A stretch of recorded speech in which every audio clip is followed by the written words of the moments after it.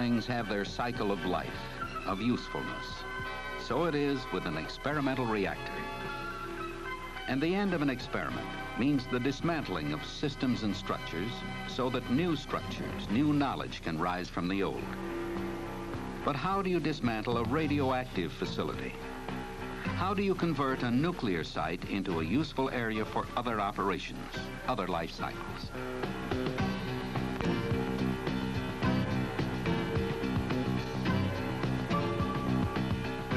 The decommissioning of the Atomics International Sodium Reactor Experiment, known as the SRE, helped provide answers to many of these questions. Answers that could be used in the safe dismantling of other surplus nuclear facilities all over the world.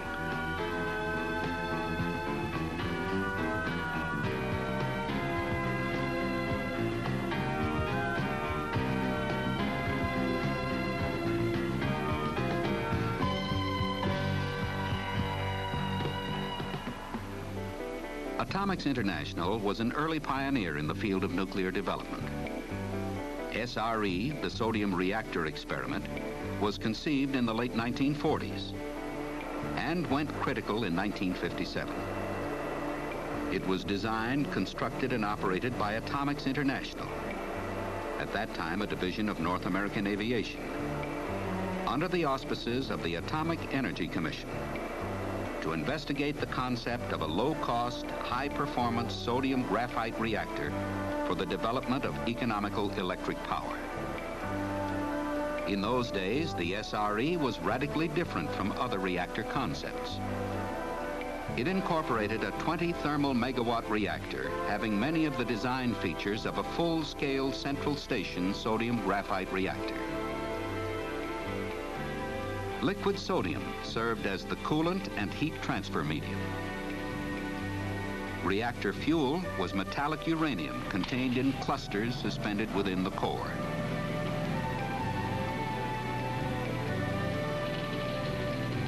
Moderators made from graphite blocks clad in zirconium surrounded the fuel elements.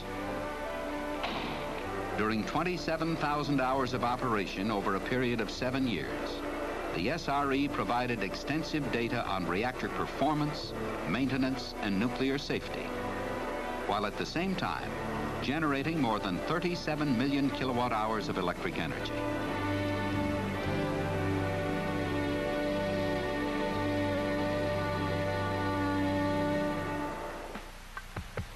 Nuclear experiments were concluded in 1964, although the sodium systems were operated until 1967.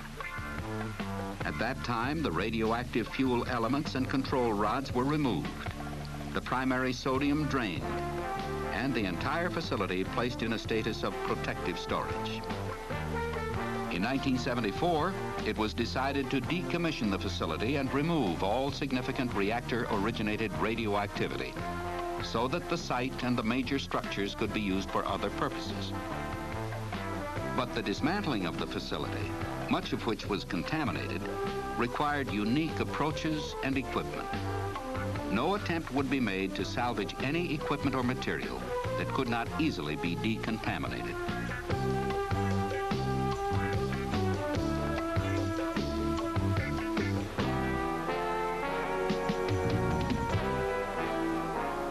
All contaminated material, components, and structures would be transported to a commercial nuclear waste disposal site in Beatty, Nevada, and buried.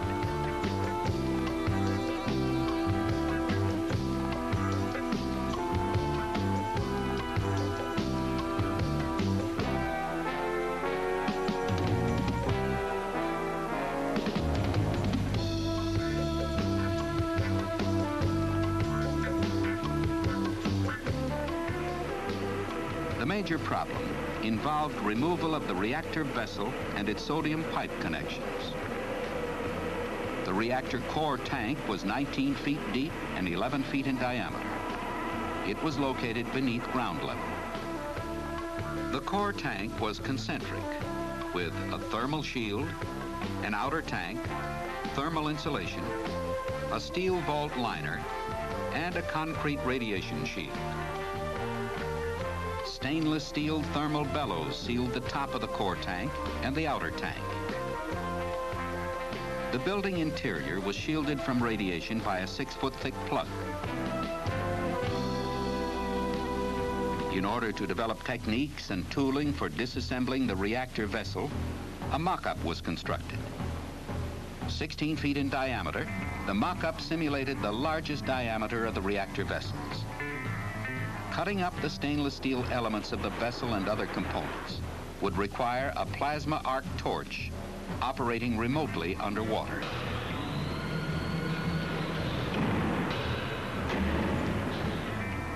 For this reason, a remotely operated, rotating mass torch manipulator was developed and installed in the vessel mock-up.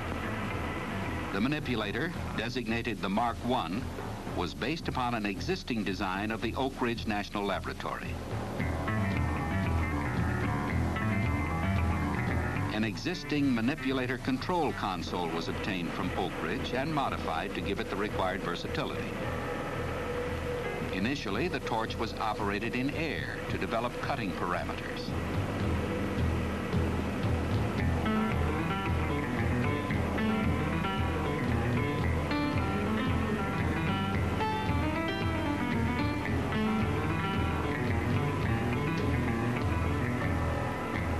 Subsequently, the tank was filled with 12 feet of water and the parameters refined. Video cameras were used to position the torch at the beginning of a cut, but could not be used during the operation due to the intense light.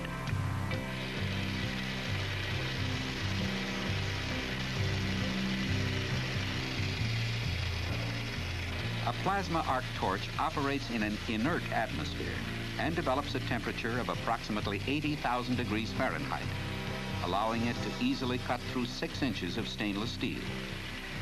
Rate of cut on 1/4 inch stainless was between 3 and 4 feet per minute. The first cuts were made along the walls of the tank in sections approximately 3 feet square. Cut pieces were studied and refinements made in the cutting process.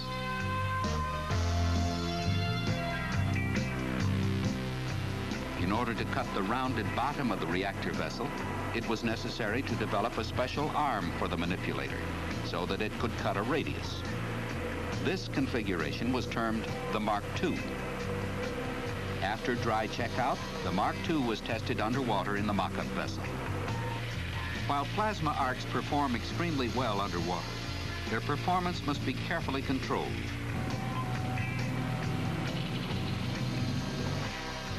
The cut must begin at a slow rate, produce a rapid cut, then end at a slow rate. If the arc is lost, it is necessary to start a new cut, since it is impossible to cut through the solidified metal of a previous cut. Operations in the mock-up vessel allowed the development of optimum rates of cut, gas flows, and water purge systems, as well as the development of cutting techniques and procedures. These are sections cut from the mock-up that range in thickness from 1/4 inch to 1.5 inch thick stainless steel. It was also necessary to develop special remote handling tools to grapple and remove the cut segments from the vessel. While many were constructed by modifying commercial equipment, most had to be specially designed for the task. Grappling, in most instances, had to be performed prior to cutting to prevent the cut segment from falling to the bottom of the tank where retrieval would be difficult. It was also necessary to develop special pry bars and wedges. This one, for instance, was designed for use on bands that surround the vessel. Since a plasma arc torch cannot cut through plates that touch one another, a spacer was developed to support the core tank bottom after it had been lifted away from the outer tank bottom. A plasma torch also cannot cut past a hole, so it was necessary to manufacture 1.5 inch thick plugs for the more than 100 coolant flow holes in the grid plate. It was also necessary to develop tools and techniques for the use of a standard oxygen-acetylene cutting torch, since a plasma arc does not perform as well as oxyacetylene when cutting carbon steel.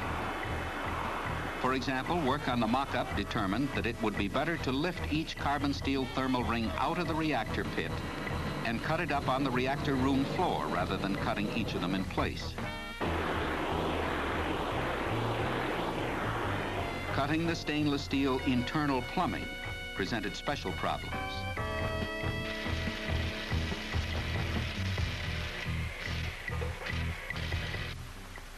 Use of the plasma torch or conventional cutters was impossible, since the plumbing ranged in size from 2 inches to 12 inches in diameter and included pipes within pipes and elbows within elbows. The decision was made to use explosive cutting.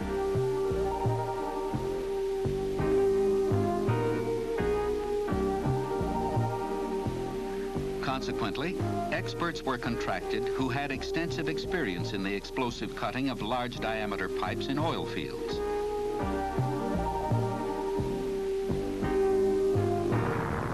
Underwater tests were made using special explosives and shaped charges which produced implosions rather than explosions.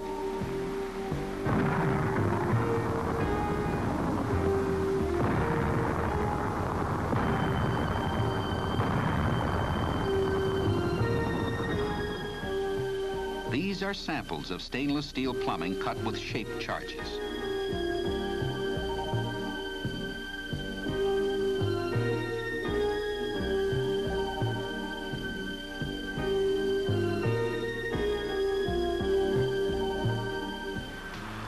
While the cutting development tests were taking place, disassembly was begun of the non-radioactive sodium equipment support structures and cooling systems.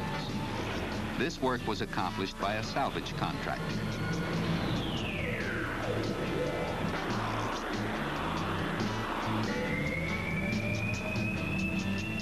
During these and all other operations, Health, Safety, and Radiation Services Department personnel surveyed all equipment and materials removed for radioactive contamination. In preparation for disassembly of the reactor vessel, all residual sodium was drained from the vessel.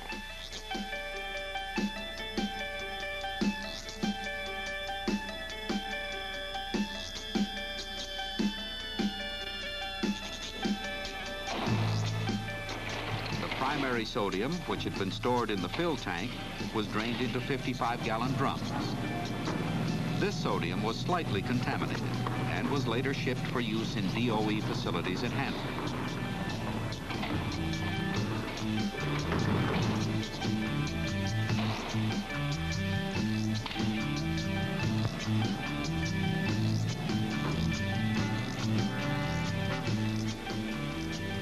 With the sodium drained, the system piping was cut into manageable lengths using hydraulically powered rotary cutters and portable bandsaws.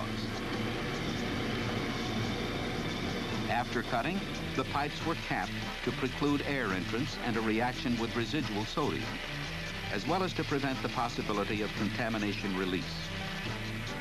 The pipes were then lifted from the vaults by crane. The cleared concrete vaults were cleaned so that later they could be fitted with storage tanks to hold the radioactive sections as they were cut from the reactor vessel.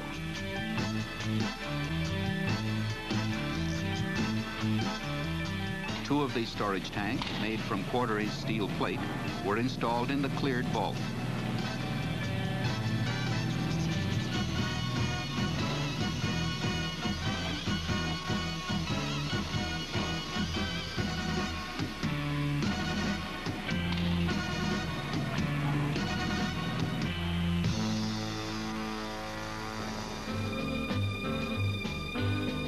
On the hillside above the SRE, the radioactive liquid waste holdup tanks were excavated.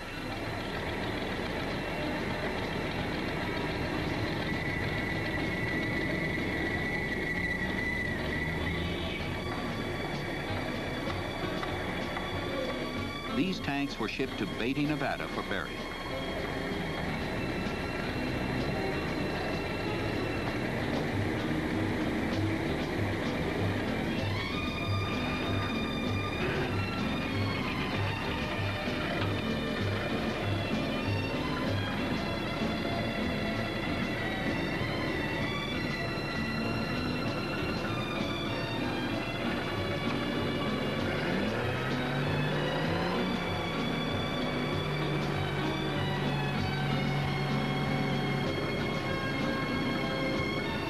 radioactive gas decay tank concrete vaults were decontaminated and broken up.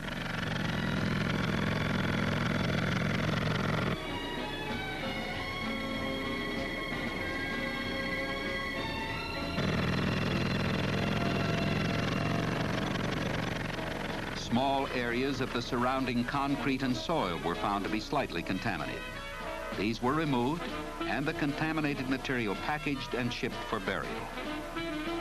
The area was backfilled with uncontaminated concrete rubble and soil, then graded, making the site acceptable for any subsequent use. Inside the building, the 3 fuel and moderator handling machines were removed from their parked positions and placed horizontal. The machines were approximately 30 feet long and weighed from 25 to 60 tons. Their internal surfaces were highly contaminated. Salvageable external components were removed and the machines shipped for burial. Dismantling of the reactor vessel began with removal of the shield plug. The facility handling fixture was used for the operation, which involved rotating and lifting the 56-ton structure.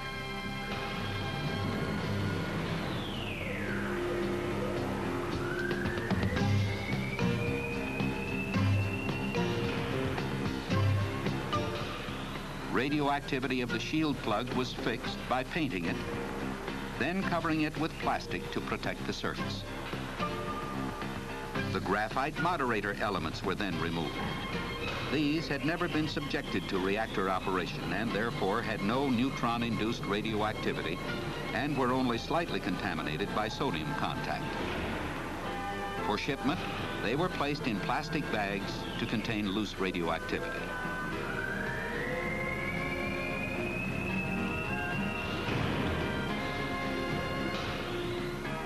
Cutting of the stainless steel bellows presented unique problems. It was necessary to develop a special auxiliary manipulator for a small plasma arc torch, which revolved around the inside of the vessel.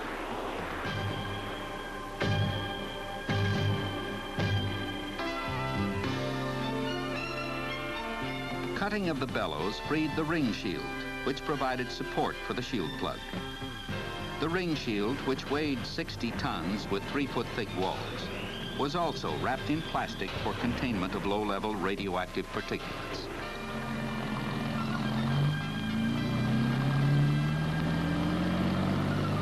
Special trucking rigs were used to haul both the ring shield and the shield plug intact to Nevada for burial.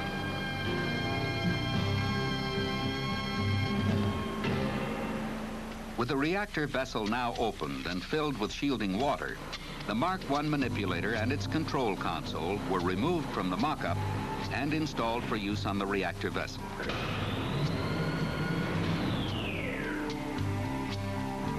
Using the video camera, a survey was made of the vessel interior.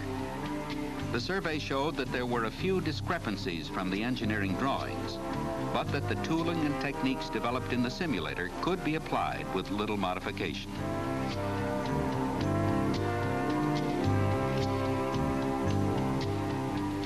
The first task was cutting the internal plumbing with explosive shape charges. The charges were set in place by means of a spring-loaded clamp that inserted the charge around the pipe to be cut.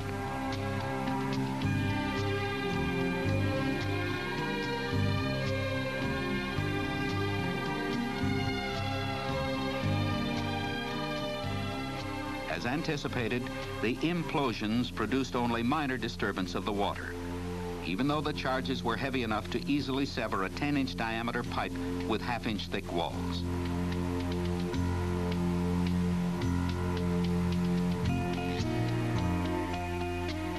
A critical operation was cutting the concentric reactor vessels.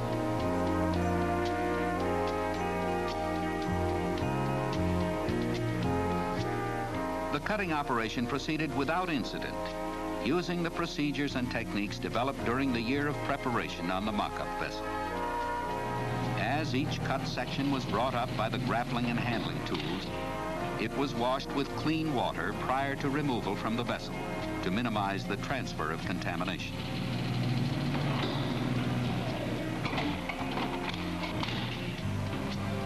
After removal from the vessel, the segments were placed in a special cask liner made of half-inch steel. When a cask was loaded with a liner containing about 6,000 pounds of material, it was capped and placed inside one of the water-filled steel-lined storage vaults. Holes in the bottom of the cask liner allowed water to enter and exit. When ready for shipment, the casks were taken from the storage vaults and placed in lead-shielded shipping casks.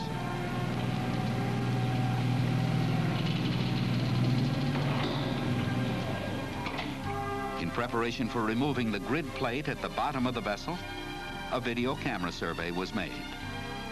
Each of the holes in the grid plate was plugged before the plate was cut into segments with a plasma torch.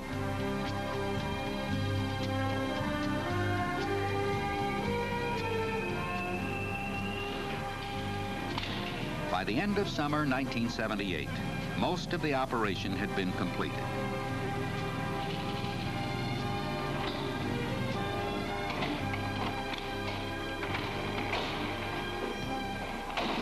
The only tasks remaining were removal of the insulation and the concrete biological liner. When these are complete, all remaining contaminated concrete and earth will be removed and shipped for burial. The building structure and the surrounding area will then be available for unrestricted industrial use, having no more radiation than that naturally found in the surrounding California terrain.